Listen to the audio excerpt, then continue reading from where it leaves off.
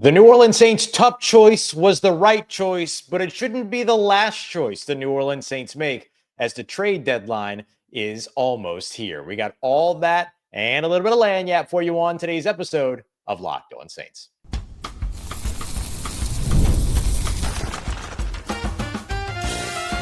You are Locked On Saints, your daily New Orleans Saints podcast, part of the Locked On Podcast Network, your team every day.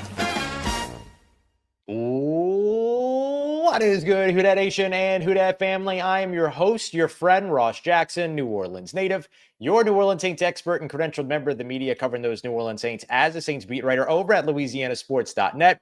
And we're going to dive right into our big emergency episode here as the trade deadline is mere hours away. The New Orleans Saints have traded away Rashid Shaheed to the Seattle Seahawks. We'll dive into what that trade means, why it shouldn't be the last trade the New Orleans Saints make, why this is important and why they needed to do it, and some of the ramifications of the trade that don't just focus on the draft capital that they got back in return. We're going to dive into all that on today's show. We appreciate you very much, whether it's your first time or your next time being here with us this time, making it your first listen and being an everydayer here on the show, which is a proud part of the Locked On Podcast Network, your team every day. The New Orleans Saints trade of Rashid Shaheed is exactly what the New Orleans Saints needed, and it begins a trend that the Saints should not look to end with just a couple of hours until the NFL trade deadline. The Saints traded Rashid Shaheed to the Seattle Seahawks in return for 4th and 5th round selections in the 2026 NFL draft, taking the Saints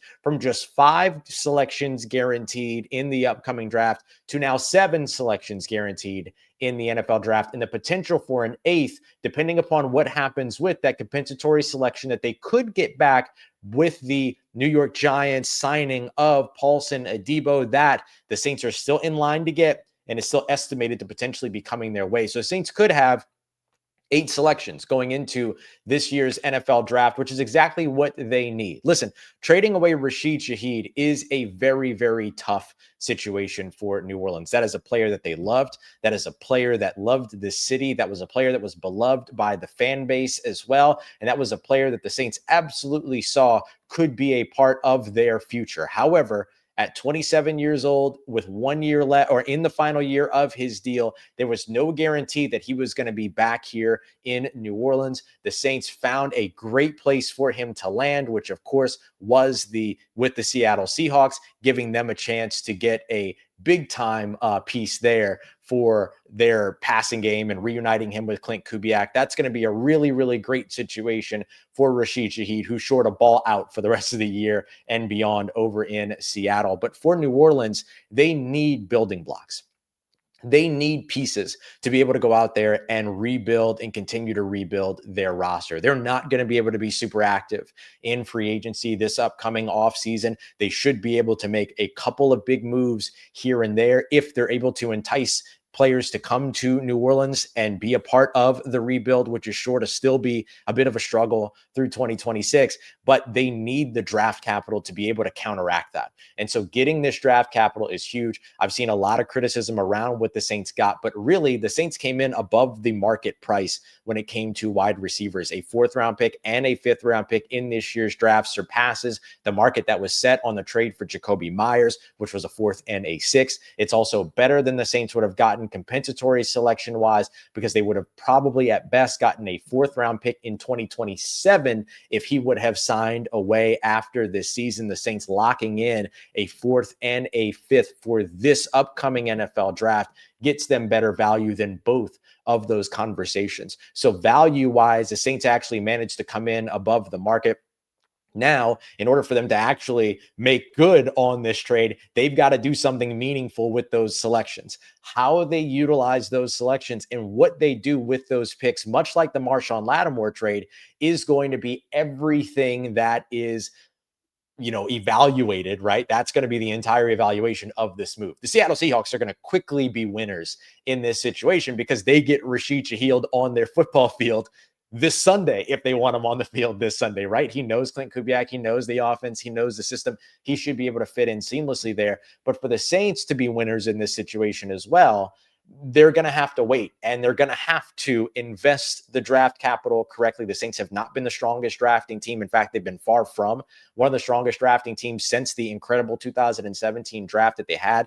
The 2025 draft class has looked good so far, so maybe that indicates a little bit of a shift in terms of their fortune when it comes to drafting, but that is what's going to be the big time kind of evaluation point for this draft. And they are in a dead heat right now for the number one overall selection. The New York Giants are shipping away players. They traded away Sauce Gardner. They traded away Quinnen Williams. They are in hot pursuit of that number one overall selection. And the Saints should be doing the same. The Saints should not be done here.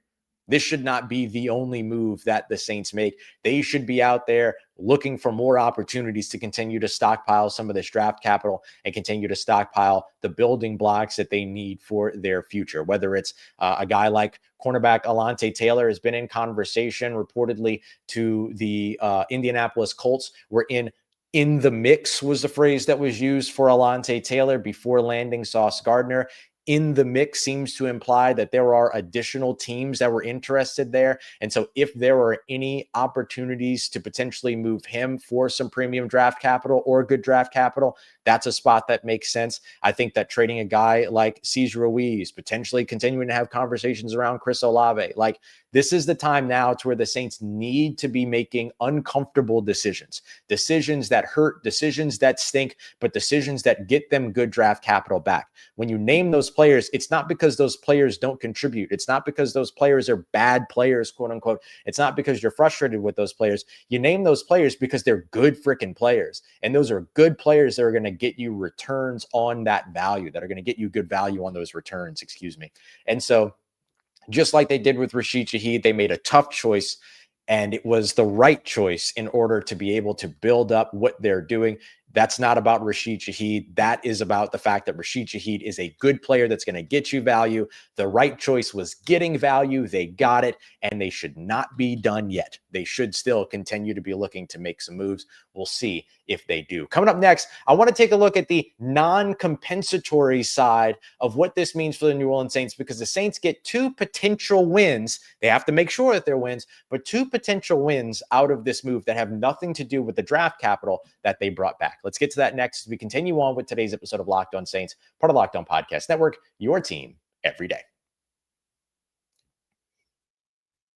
Today's episode of Locked On Saints is brought to you by our friends over at BILT. We all pay rent, but now it's time to make rent work for you and get something back for it. That is where BILT comes in.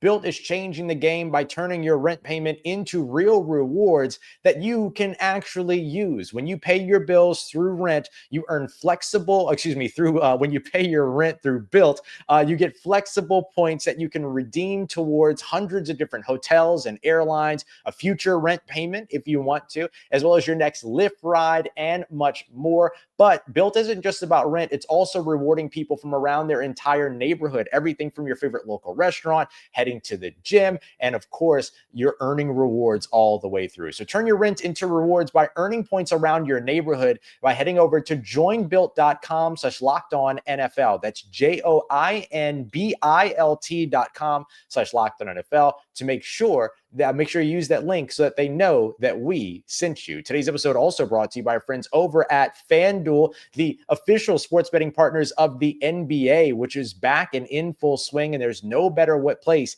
to get in on the action than FanDuel. Even if you miss the beginning of a game and you want to ride the hot hand, well, FanDuel has live bets on everything from who scores next to fourth quarter comebacks and more. Plus, you can even combine all your live bets into a same game parlay for a shot at an even bigger payout. It keeps everything around the game more exciting. The Saints headed to Carolina this weekend, 4.5-point underdogs as of now. Perhaps that line moves here after the trade deadline, but what doesn't move is some fantastic deals over at FanDuel, because right now, new customers at FanDuel can get $300 in bonus bets when you win your first $5 bet. So head over to FanDuel.com to sign up and play your game with FanDuel today, the official sports betting partners of the NBA. All right, everybody, taking a look at the non-compensatory benefits of this move for New Orleans. There's very little benefit to really highlight when it comes to losing a player that is as talented as Rashid Shaheed, but this does open the door to some additional opportunities. Forgive me as I scour to see if there are any other moves that have been made. I'll be relying on our live chat here throughout to let me know if anything else pops off. And if you're catching the show after we're live here, we appreciate you very much for checking us out. I think that the other thing that we have to look at here is the door opening for Devaughn Vele. This is a big opportunity for him now. The Saints gave up. Everybody feels like an overpay when it comes to talking about the Devaughn Vele move. They gave up a 4th round pick, their original 4th round pick, which right now would have been the number 1 4th round pick in this draft, would have been the first selection of day 3 in the draft. But they gave up that and then a 27 7th round selection to bring him here to New Orleans. You've recouped that now. You got a 4th round pick from the Seattle Seahawks. It's not going to be as high as the selection that you gave up to get Devaughn Vele if you're the New Orleans Saints, but you get that 5th round pick, and now you've got 2 5ths, a 4th, potentially a 2nd, 4th on the way as well, depending upon how things go when it comes to the the Paulson and Debo, my apologies, compensatory selection.